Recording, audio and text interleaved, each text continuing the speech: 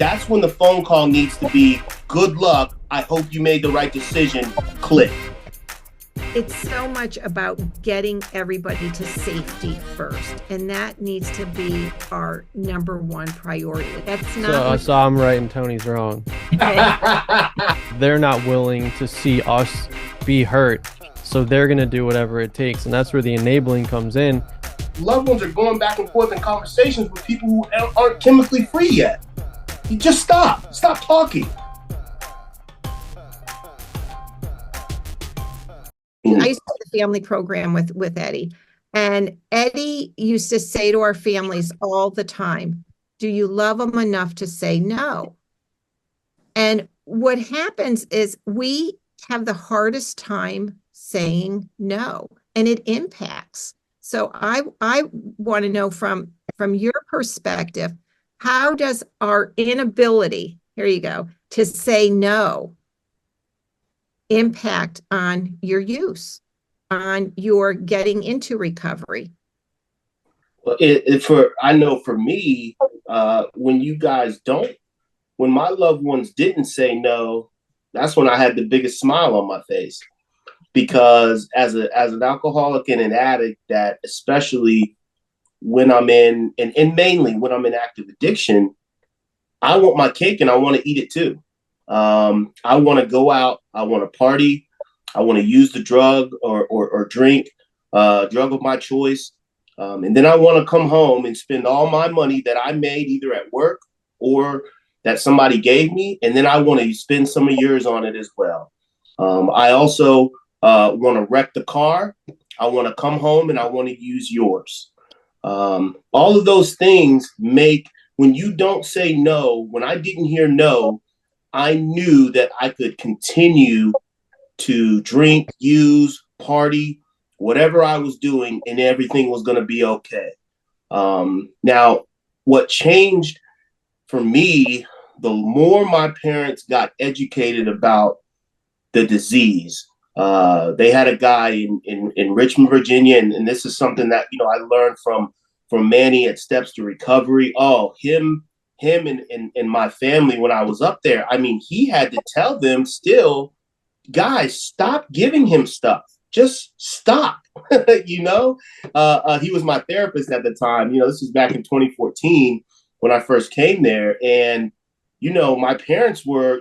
I remember us not talking for the entire time that I was at Steps to Recovery. So that was my first notion of being like, the gig is up. And as an addict and alcoholic, when the gig is up, that means I'm getting closer to the ends. And the ends for us, as we all know, are jails, institutions, and death. And at those moments, we will either stop or we will take that third of that last three. And that's the ultimate one, is death. But I had to hear no before I could, want to really stop and know that consequences were coming if I didn't. I have a follow-up question, but I want to go ahead and toss it over to Matt. Yeah, I think we hear it so much on the family calls. It's, hey, my loved one is living at home. They're not following kind of the house rules that I've established, whether it's a curfew, random drug screening, going to AA meetings. But I don't know what to do because I don't want to kick them out because then they're going to be homeless. And that's kind of like a gamble that every alcoholic and addict is taking, right? Like, my mom loves me too much to see me be homeless. My mom loves me too much to see me lose my job because she didn't buy me a car. Like, whatever that thing is, we're like kind of counting on the idea of they're not willing to see us be hurt. So they're going to do whatever it takes. And that's where the enabling comes in. And like, you don't change unless you have to change. If I'm being given all of the things that I need in order to survive and continue my use, then I have no reason to stop. I haven't faced any of the consequences there. And it's only really once like the enabling stops and the consequences start piling up that it's like, oh, wait, maybe I actually need to do something because no one's really giving me like a free handout anymore. Yeah, absolutely. And Matt, let me piggyback on that really quick, Mace. So there's a difference between enabling and helping. And I think that that's the line that a lot of loved ones get caught up with. It very simply, I'll break it down like this. The help has to come with conditions. So when you put conditions on me, if you know, I'm the alcoholic, I'm the addict. If you put conditions on how and when you will help me, it makes it's going to make me at least attempt to stay sober at first. And then that's kind of more so where the higher power takes over. And you hope while I'm attempting it that something strikes me and I begin to love this new way of life. For example, yes, we will help you with your car insurance so that you have a car at the sober house to get back and forth to work. But what you're going to do for us, Tony, is you're going to tell us how many meetings you're going to a week. You're going to call and check in every day. You're going to have a once a week phone call with the house manager and us. I mean, anything that can make you feel at ease that I am sober, that's when the help is okay. The help is not okay the night that I leave the sober house because I got drunk there and I'm out partying and I call you and say, hey, I'm in trouble. That's when the phone call needs to be, good luck. I hope you made the right decision. Click. Oh, where'd you go there? All right. Yeah, and you can't, it's easier said than done, but you can't care about someone more than they care about themselves. You know, hey, this person doesn't have a job. I need to keep giving them money. Otherwise, how are they going to eat? Meanwhile, in their mind, I don't need to get a job. My dad's giving me money. You know, there's no point in me spending my time and energy working when I can just sit back and play video games and, you know, not have to worry about it. And if you're living in a house with rules or something, you know, and if I'm in that situation and I can't even submit to a random drug test, that tells me that either A, I have something to hide, or B, my ego has gotten too big again to the point that I think I'm above that. And, you know, having an ego is the most dangerous thing there is for an addict and alcoholic, because that's when we start to make questionable decisions again. And, you know, hey, if I can't abide by these very simple rules, if I can't come home by 11, I guess I don't really care that much about continuing to live here. And you shouldn't care more than I care about me living here, because that's something that I have to face. I feel like it's a little bit different for husbands and partners, you know, spouses, because spouses depend on, you know, helping with kids, childcare, finances, and um, you can't put somebody out of their own home. Like, it's one thing if you have a child, an adult child, and you know you're living in my house, but when you have a partner or a spouse, you know, putting them out isn't an option. You're both just going, yeah. No, you're right. Yeah, it's definitely a lot more nuanced. But in some ways there's advantages to the difference too, right? Like you know, I'm not a parent, but I imagine that as a parent, you feel more responsible for the life and safety of your kid than you would another adult that's in your life, right? And obviously it's incredibly difficult to ever break up with someone or have those hard conversations or move on, especially if there's kids involved. Um, but I think there can absolutely be kind of those boundaries that you put in place as well, where maybe you can't directly tell them what to do because you're not in control of them necessarily, but hey, you know, I don't want you to come home, or I'm going to move out. You're not going to see your daughter until you deal with it. Like, whatever the case may be, I think there's definitely things you can do to kind of, you know, protect yourself in that relationship. It goes back to the same baseline for me. And it doesn't matter whether we're talking about mother, father, and children or grandchildren, or we're talking about husband and wife. If it's husband and wife, and the husband is saying, I got a hard time saying no to her, even though she comes home drunk as a skunk every night. When she comes home drunk as a skunk every night, you the help and the anything that's two-way in that relationship, bank account, me giving you money for food, All of that stuff stops unless you stop. And it has to get to that point as to where we get back to, we can't deal on even ground until you're free of the chemical. That doesn't change from, husband and wife to father, son, mother, daughter.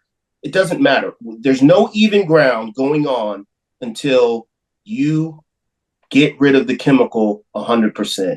You get rid of the chemical 100%. Now we can talk about how I can help you live life. I'm not, because what I'm doing is, while I'm feeding them while they're coming home drunk every night, the husband and wife, I'm killing them at the same time. It's as simple as that. Okay. I mean, Mace, you're the parent of an addict. I'm curious how you would see that being different for you if it was your spouse. Yeah. Well, my son, we're going back 17 years, and I did some things that probably weren't helpful. And when I've asked him what were some of the things that I did that was not helpful, I've said this last month. I let my fear of him dying perpetuate his use. I think the difference for me, like in retrospect now, I think there's a difference between boundaries and ultimatums. And I would always encourage families to stay away from ultimatums. And I'm also a firm believer. I'm not sure if I'm not getting right to the heart of your question yet, the answer, but for me, this is a disease that tells you don't have a disease. And so I have a really hard time with, well, just let what's going to happen is going to happen, because the person, to me, doesn't know, one of the symptoms is they don't know they have this disease. And so it's like being on the fray of it, and what can I do to support and help. So for me, honestly, it boils down to safety. If I'm a spouse or a partner, and if I feel that your actions are creating an unsafe living space for me and my children, then I'm going to take steps to feel safe within my home. And it could look different depending on what the level of, the behaviors are creating for me. It could go, of course, if it's anything physical, then, there's one course of action. And that goes for parents also. If your loved one, and we've had that, your loved one is in your home, and they're a son or a daughter, and you're feeling unsafe, you're feeling threatened, then there's actions for you to take. So I'm not sure if did I answer your question? I think for me, it's around safety. So I probably wouldn't say, if you drink in my house, you have to leave, because then I'm playing detective. Then I'm looking for evidences of you using. I'm obsessing over whether you're using or not. So I try to tie it, and again, whether it's a family, a child, adult child, or whether it's a partner or spouse, I'm more tying it to the behaviors that if I feel or sense that I'm not safe, if I feel or sense you're not putting effort into your recovery, then I'm going to do. And then, so I kind of would just keep it on myself.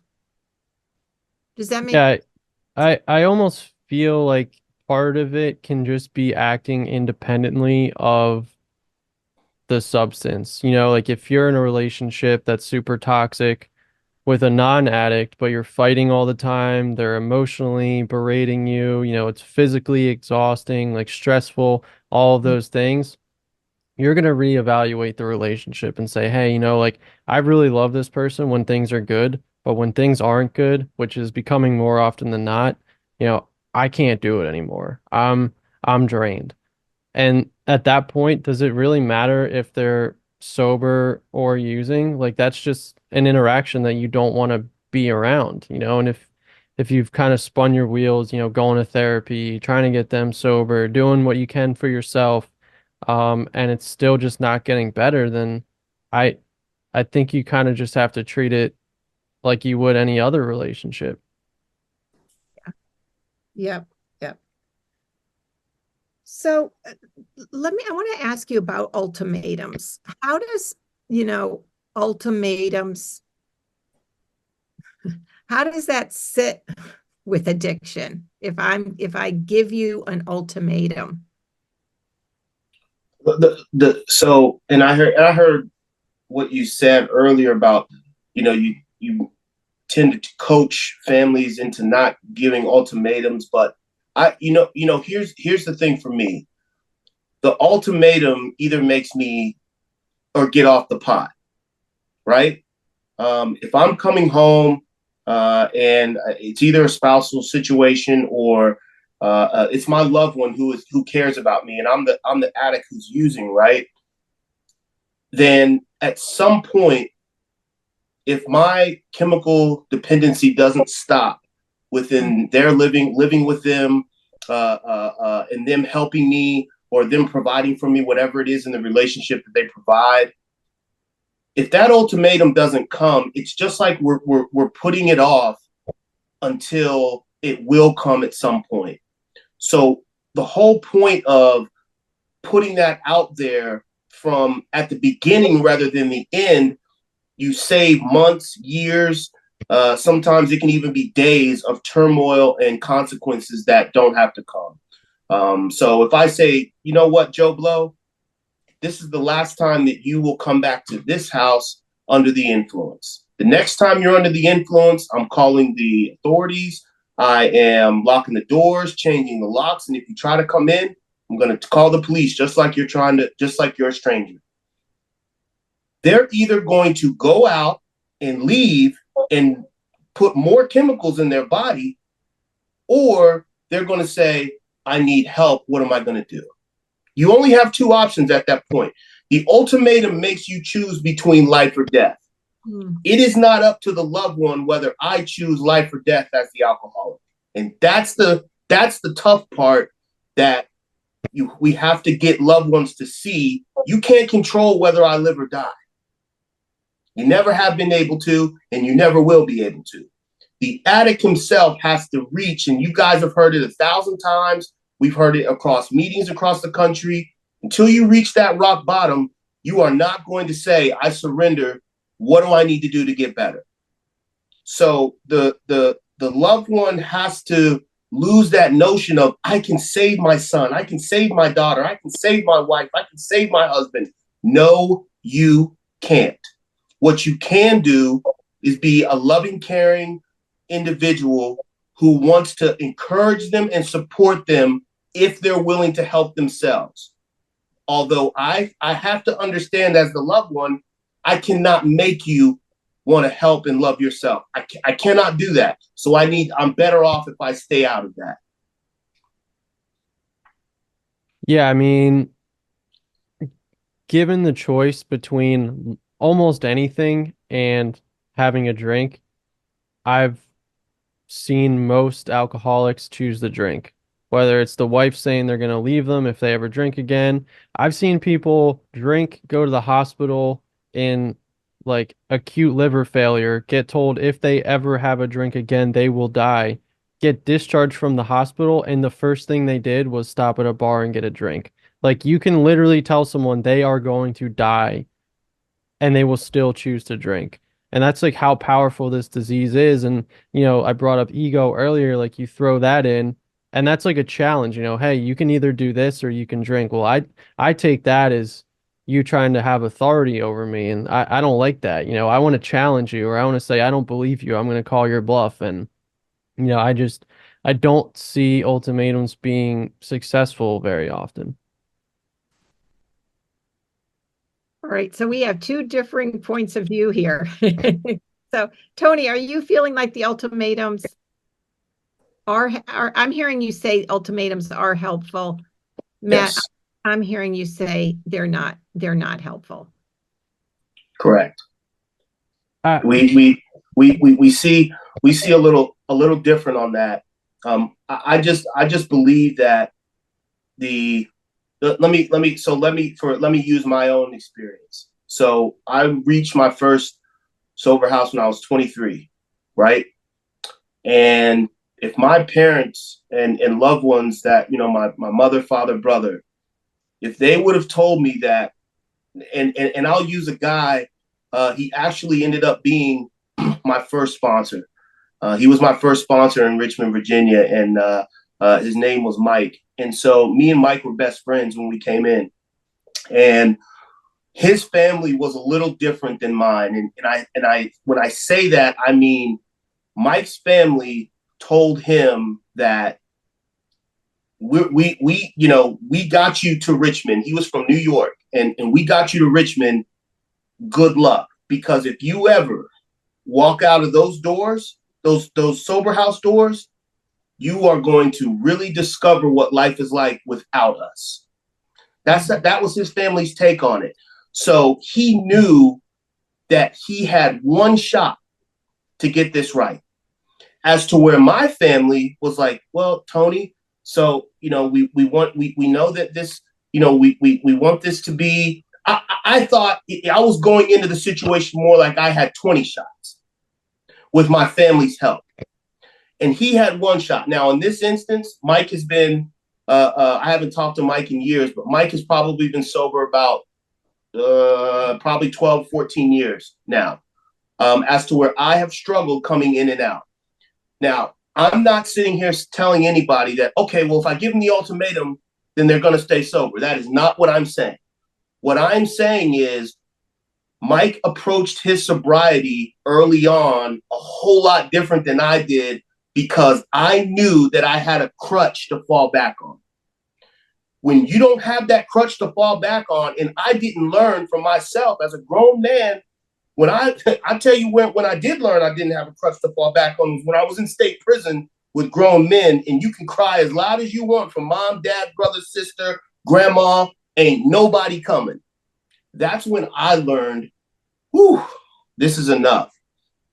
I think as a family, we can kind of not be a prison, but we can act like that tough love as to where, listen, I'm going to pay your car insurance. I'm going to help you with a car this one time around in sobriety. But I want you to understand what I'm saying.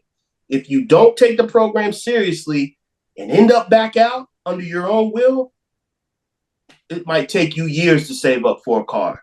It's going to make you approach the situation differently. And that's why I think the ultimatum can be helpful at times with the addict. I get that. I will kind of maybe back up on my point a little bit and say I don't think that an ultimatum when someone is in active addiction is helpful, because they're too stuck in that vortex. I think if you give an ultimatum to someone who's maybe gone through detox, they're currently in treatment, that might be taken a little bit differently, kind of like that example. I'm not sure if I've shared this before on here, but my dad called me when I went to rehab and kind of said, because I was really concerned about what my family knew. Like I was scared to be judged. I was just thinking about like what happens when I go to Thanksgiving dinners,. Everyone looking at me weird. And he said, he's like, everyone really supports you right now, but just be aware that if you do this a couple more times, they might not. Um, and that like really hit home with me, because it made me realize the gravity of the situation. Where like in there somewhere is maybe an ultimatum, like, hey, you can either do this right the first time or lose your family support. But I think like because I was, kind of free of mind altering substances at the time, I was in a place where I was maybe a little bit more receptive to that kind of comment, that it worked for me. But if he had told me that a week before he told me that, I probably wouldn't have any family right now. Like I wouldn't have cared. And here's where I'll get a little geeky with the research.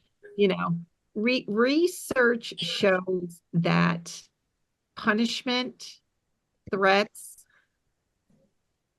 don't cause people to change. That's not So, what so I'm right and Tony's wrong. doesn't It's 1-0 Matt. Or you can stop the podcast there. That's enough. But here's the thing, and this is why I love this discussion. Even within families, listen, a lot of marriages come to an end because one person wants to give ultimatums, let them hit rock bottom, punish them, and then the other one wants to, like, I'll use our favorite word here, enable and keep it, keep supporting and they end up there. It creates a lot of stress within the relationship because of the different perspectives. Yeah, I don't know. It's a great discussion. I'm gonna fall on the side that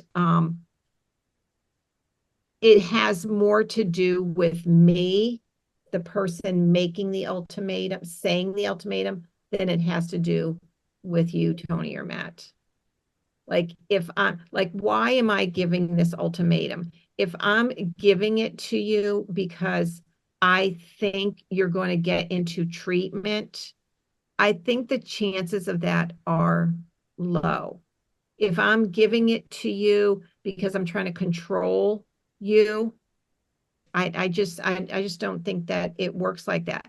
But if I'm setting up a boundary for myself, like, what's okay for me, like, how is your behavior impacting on me? And if it's impacting on me to the point, if I'm, Matt's family and saying, hey, I'm with you here now, but if your behavior keeps impacting on me negatively, then I might not be here tomorrow to support you because I got to take care of myself. So I think it has to do with how the behavior is impacting on you versus using an ultimatum to try to control you. Because I think it's when you're ready, you're going to be ready. Right. And yeah, ultimatums is going to make you ready if you're not ready. Right. That's a great point, because I see from the other side, I saw it more like that. Now my friend in Virginia, but don't quote me on this, but I want to believe, I think his dad was FBI. So that was more of, I saw that more of his family and his dad saying, I'm going to protect my family. I mean, if you want to go do whatever it is that you were doing and ruin your life, the door's right there. The door will be open to you again when you clean your life up. But while you're running it down, you're not going to run ours down in the time frame. And so I think the ultimatum works for the alcoholic in one way, but it also has a positive effect on the loved one, because guess what? As long as I'm in active addiction, I'm going to continue to beat you up if you're the one who's enabling me. And that goes to Matt's point of, while I'm incapable of making good decisions when I'm under the influence. It has never happened in my entire life. There are people who are not alcoholics and addicts. When they are under the influence, they don't make the best decisions. But an alcoholic or an addict, guaranteed, I'm not capable of making the decision that is right when I'm under the influence. So all bets really have to be off there. When you say all bets need to be off, can you elaborate a little bit more on that? Yes.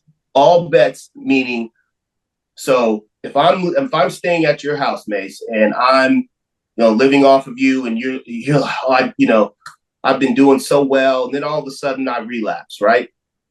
I come home, I steal some stuff from you, I start asking you for money every day, I don't have the rent that I was paying. You say, are you okay? and you know I'm not okay. I take a drug test, I fail it. Until you can pass a drug test, I'd like for you to go upstairs, grab your things, and go figure it out on the other side of that door. Because you're not going to figure it out on my side of the door. Okay? So that simply means as long as I'm under the influence, our relationship changes. Those boundaries have to be drawn as to where, yes, we had a good relationship, but you're under the influence again. Now I'm taking a step back, and I'd like for you to take a step out. It's that simple. We can conversate again the day you get sober. Till then, there's nothing to talk about. What you can do, same thing my mother did for me. She prayed. She prayed a lot. Mm-hmm. She prayed a lot with not within my presence, and something worked. Power greater than myself, of all of us worked, and somehow I walked back through the doors time and time again. But there was no dealing when there was chemical involvement. It's that simple. Yeah, and you bring this up all the time, Mace, whereas if you set boundaries or expectations up front, you have to adhere to them on the back end. Because if I tell you you can't live here if you ever fail a drug test, and then you fail a drug test, and I say, all right, well, don't do it again. You're gonna do it again. And then, maybe by the fourth time I kick you out but by that time you've already had 3 experiences as opposed to 1 where I've let you stay. And like, you kind of talk about the punishment reward system, and like, you can go into all the psychology of conditioning and stuff like that. But like, that seems like more a random draw to me if you're going to enforce your boundaries like occasionally or sometimes. And unfortunately, that kind of makes me lose respect for you and what you have to say as well, because I don't necessarily believe you that you're going to stick to what you say. And I'm going to take my chances and let it ride. Yeah, I think it's so much to do with how you say things. And then from a family's perspective, I think it has to do with my motivation. So if I'm saying things again to control your use and to control you, and that goes for whether trying to get you into treatment or you're in early recovery, and I want to do drug test, and I want to make sure you're going to meetings, and I'm giving you all these ultimatums. I have to look at what my motivation is, because again, if it's to control you and your use, control your staying in recovery, I think it might work for the short run, because you might want to shut me up, or you might want to manipulate me. So yeah, I'll give you your little, I'm not going to use the word little, but like I'll comply with your ultimatum. But I don't believe, in my opinion, that it doesn't have a lasting impact on you changing. So I could be wrong about that. That's why I want to, for me, I'm more about what's okay for me and what's not okay for me. It's not your drinking and your drug use per se that's, for me, that's okay or not okay, because people drink and they, don't make my life miserable. Okay. Marijuana is legal. People take their gummies and have their marijuana pens, and, so And there's a lot of sober people that do make my life miserable. Yes, there are. So it's more about the behavior. And this is where I'm saying about semantics. It's more about when you drink, the behavior that we do, and I have to look at how does it impact on me. And if it's having a negative impact on me, then I need to set a boundary around that. And that's where maybe, if you want to use the word again, ultimatum, I'm going to set an ultimatum, but I'm really setting it for myself, not you. If I feel, you're your drinking is putting other people at risk, you're putting yourself at risk, then I'm not going to support you in certain ways. So I'm going to withdraw my support, whether it's letting you, continue to let you use my car, continue paying this for you. Like, I'm withdrawing my support because your use is putting yourself and other people in danger. So you want to choose to drink and use that's okay, but I'm not going to continue to support you. And then getting back to what you said, Matt, family's got to be able to say that. Again, not as a control. We want to try to get people, family members, out of the control tower position. Because it creates so much chaos, and it literally can drive you insane being in that control tower. It's like, get them, we got to get them out of the control tower. Yeah, kind of to add to that too, I think sometimes just because you set certain expectations doesn't mean that everything's going to be great, even if they adhere to them. So, for example, if I tell you that I'm leaving you if you fail a drug test, maybe you're passing the drug test, but you're only passing because you're getting fake pee from someone else. Or it looks to me like you're going to 4 AA meetings a week, but you're really just getting your friend Billy to sign your meeting sheet, or like whatever the case may be.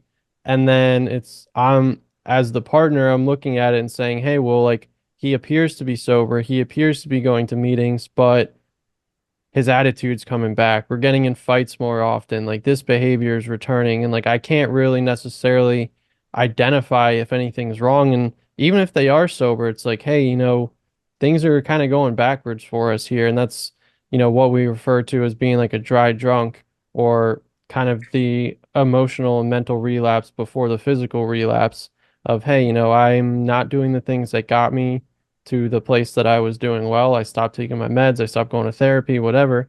And now I'm starting to revert back to some of my old ways. And I think just having like certain, expectations might not be enough. Sometimes it's like, hey, it's great that you're 2 years sober, but we've been fighting for the last year and a half, and like I don't really like these patterns of behavior. So at times can be a little bit more nuanced than just, are you sober? Listen, this is something that I love about what Tony's saying. I feel like the message under the message for families is get out of denial about what your loved one is doing and stop minimizing. And I think you've said this too, Matt, and stop minimizing what they're doing.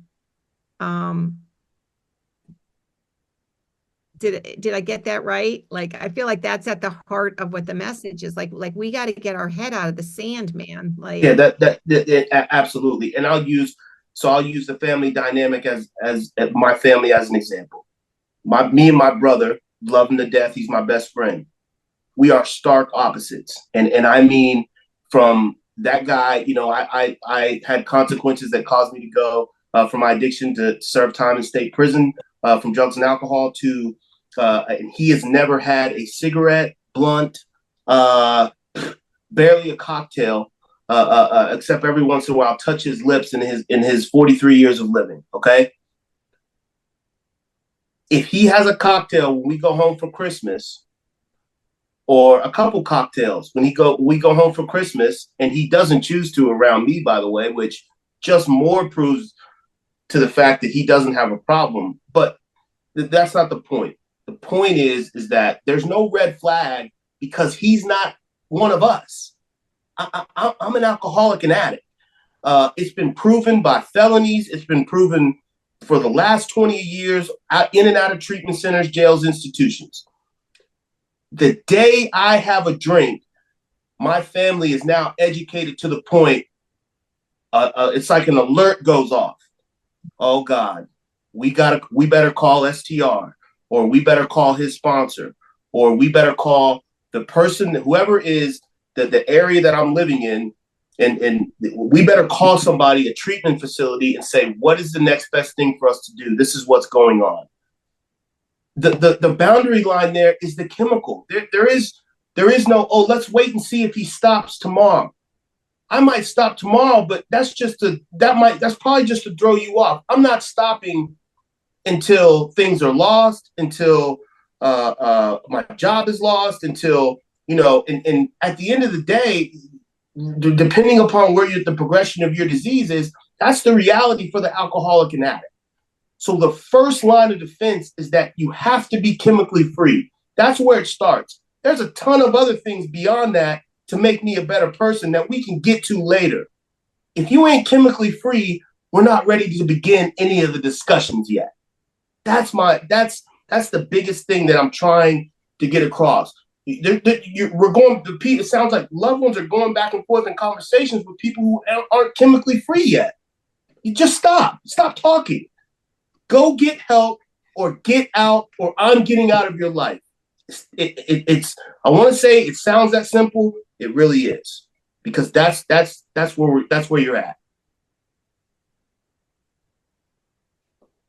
It sounds simple, Tony. Yes. But it's not easy. It is simple, but people like to complicate it, because just like, here's the thing. Go to meetings, call another alcoholic, and help somebody else out. Those are 3 simple tasks in life, correct? They're not easy. But not for my alcoholic brain. Yeah. And so the task I just said to do is a simple thing. Make sure they're chemical free if it's in question. We've talked about things in the last podcast. We talked about Quest Diagnostic. We've talked about making that. If they're chemically free, then we can continue on with, okay, well, this is next. If they're not chemically free, go get chemically free first and then build upon that. Well, you're reminding me of something, and Matt, I want you to respond to it. Like, here's the thing. We know what fixes addiction. We know what fixes it, okay? But people don't do it. And there's many reasons, and we could do a whole podcast on it.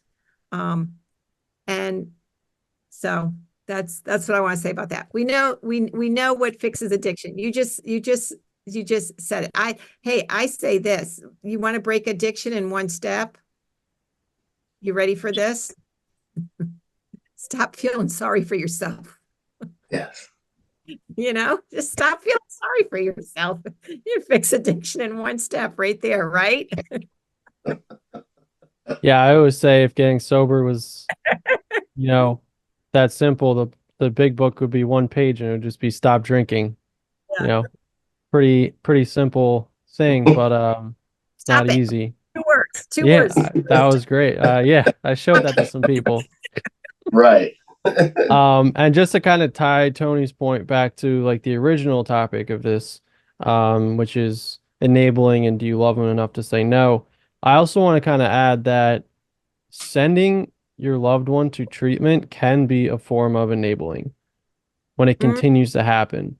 Because we think about enabling and we think about buying them the car or giving them an apartment or whatever, but people often get comfortable knowing that they have a fallback in going to treatment.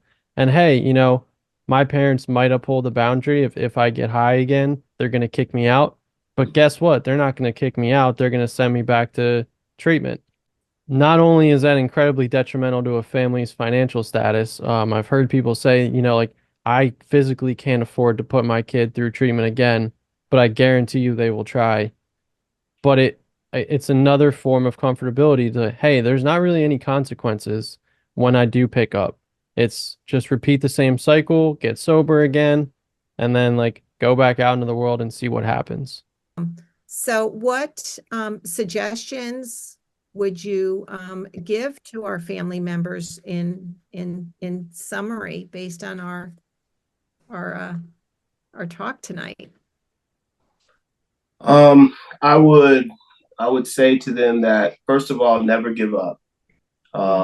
Never stop believing that the light, I like to call it, is going to come on for your loved one at the right time. And it might not be the time that you guys had planned. It might not be the time that they even thought that they would, but the light is going to come on for them.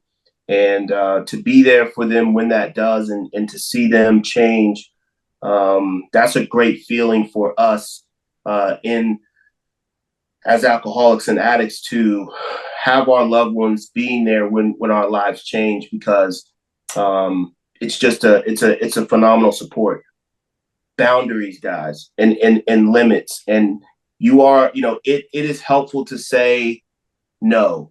You might just be saving their life by saying no, and you don't even know that you're doing that. I know that it's hard, but love hurts sometimes, and that's just an old saying. But it is okay, as you try to support your loved one through their rough moments of getting sober, or in the beginning stages of staying sober. It's okay for you to have those boundaries and limits to say, listen, if we are going to continue to do this for you, this is what we would like to see in return of that. And those things tend to be, we would like to know about your meeting attendance. We would like to know what you shared on. Do you have a sponsor? And what step are you working on with that sponsor? Those are all questions early on in recovery, early on in sobriety, that are okay to ask alcoholics and addicts. And guess what? If I am doing those things, there's no point. It's not that you're asking me what I'm talking about with that sponsor. You're just asking me, do I have a sponsor, and are you talking to him? Yes. There's nothing wrong with those questions. And that is also about as reassuring as it's going to get that your loved one is doing okay. Because, my family today still knows, hey, guess what? Tony's not talking about the meetings and talking about, I went to speak at a treatment center last night for somebody. And if I'm not telling my family that stuff, my family starts to believe that, is he really okay? I've never stopped talking about that stuff since I've been sober this time around. So those are okay questions to ask. And it's okay to have those limits and those in that relationship with your loved one, to say, hey, we don't mind helping you, but this is what you're going to do for us. It's just like charging them rent, which none of our loved ones usually do when we're living with them. Yeah, you can live with me, pay $1,000, go out and find out what rental properties cost now and pay me the same thing. You can live here. We don't say that. But guess what? It's okay for you guys to say, you know what? I can help you here, but this is what I need in return. I need a little reassurance that you're trying to change your life. And it's not because I want to control you. It's because I love you. And that would be my suggestions to the loved ones and the families out there with people struggling tonight. All right. Thank you, Tony. Matt, what about you? Yeah, what's that old Motel 6 commercial? We'll leave the light on for you. It's like Motel 6 isn't chasing me down 95 trying to get me to stay in their hotel, but when I need a place to stay and I come back to them, they'll give me a room, right? So it's, be available and offer support where it's needed, but don't overexert yourself trying to beat them over the head with it. And I think it can be difficult. No one likes talking about their feelings usually, but it's often lost on us addicts and alcoholics exactly how we affect the people around us.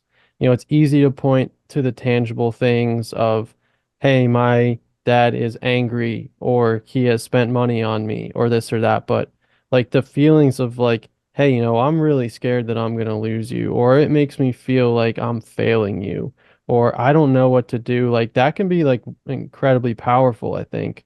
And finally, just being able to work on your own self-care. Um, Find things so you're not 24/7 worried about what someone else is doing. You have to spend time worrying about yourself and making sure that you are in a place to leave the light on for someone when they come back to you. Don't let yourself fall by the wayside because you're too busy worrying about someone else. Nice. Thank you. I think what I got out of tonight's discussion is that there's things we can do to help. Like, it's not like I'm not walking away from this feeling like, man, there's nothing we can do to help. There are things that we can do to help. And I'll go back to, where we started, like, do we love them enough to say no? No is a helping tool, learning how to say no. And I think the other thing I took away is like, and when you're trying to get them clean and sober, it's so much about getting everybody to safety first. And that needs to be our number one priority. It's like the house is on fire. We got to put the fire out. And it's like there's things we can do to put the fire out. And throwing kerosene on a fire is not going to put the fire out. It's going to make it worse. So there's things that we can do to contribute to putting that fire out. The other thing I heard you both say is that, people can be helped at any time. Like, and here, y'all didn't say this, but I'm going to say it, life is a series of experiments. What works today might not work tomorrow. What doesn't work today might work tomorrow. And we just got to like kind of stay at it. And, the world isn't black and white. Different people need different things. But there are things we can do to help. And the number one thing we need to do is help ourselves, because helping ourselves helps our loved ones.